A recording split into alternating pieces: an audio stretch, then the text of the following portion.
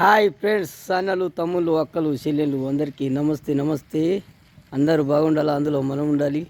ఇగో లోలం మల్లయ్య ఎక్కడికి వచ్చినా లోకానికి కర్త అంటే లోలం మల్లయ్య. కోరె మీసాల గల్లవాడు, కొంటెవాడు మల్లయ్య. ఆ భగవంతుడి దగ్గరికి వచ్చి నేను ఇక్కడికి వచ్చిన లోలంకు. అయితే ఒకనాడు దినమందు లోకాల శంకరుడు జంగమేశం వేసుకొని పోతా ఉంటే పిల్ల రాక్షసి, తల్లి రాక్షసి అడ్డమొచ్చి, శివుడా మా రాక్షసి అంతమైపోతుంది, మా అంతాన్ని కాపాడాలని నువ్వు ఆజ్ఞిత్యం అంటే మేము రాక్షసుల కోట కట్టుకొని రాక్షసులు పెరుగుతామని ఒకనాడు అడిగిందంట.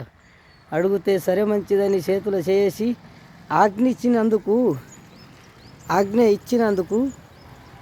మింగుతానే ఆ 30 కోట్ల రాక్షసులు ఎంబట పడుతుంటే పోతుంటే ఒక బండ మీద ఆగిపోయి ఆ ఉరకంగా శంకరుడికి చెమట పుట్టింది. చెమటలో పుట్టిండు మల్లయ్య దేవుడు,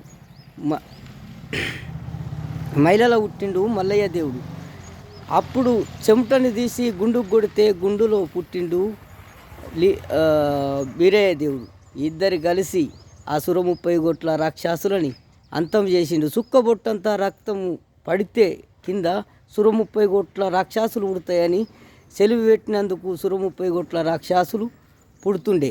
అప్పుడు పుడితే ఈ మల్లయ్య దేవుడు బుడ జగ్గుపుతుంటే 30 కోట్ల రాక్షసులు దగ్గరికి వస్తే ఆ బీరయ్య దేవుడు కటారు పట్టి నరుకుతుంటే కాళికమ్మ నాలిక మీద నిలుసుండి ఆ బీరయ్య దేవుడు నరుకుతుంటే మల్లయ్య దేవుడు బుడబుడ జగ్గుపుతుంటే వచ్చిన రాక్షసులల్లా హతం చేసి ఆ కాళికాదేవి సుక్కబొట్టు రక్తం కింద పడకుండా అప్పుడు రాక్షసుల హతం చేసిన బీరయ్య దేవుడు మల్లయ్య దేవుడు. అందుకోసం అంటారు చెమటలో పుట్టిండు బీరయ్య దేవుడు, మైలలో పుట్టిండు మల్లయ్య దేవుడు. ఆ శంకరుడి ఆజ్ఞతో శంకరుడి కొడుకులు. అందుకోసమని బాయ్ ఫ్రెండ్స్. తెలిసిన కాడికి చెప్పిన తప్పుంటే క్షమించుండ్రి. Bye friends.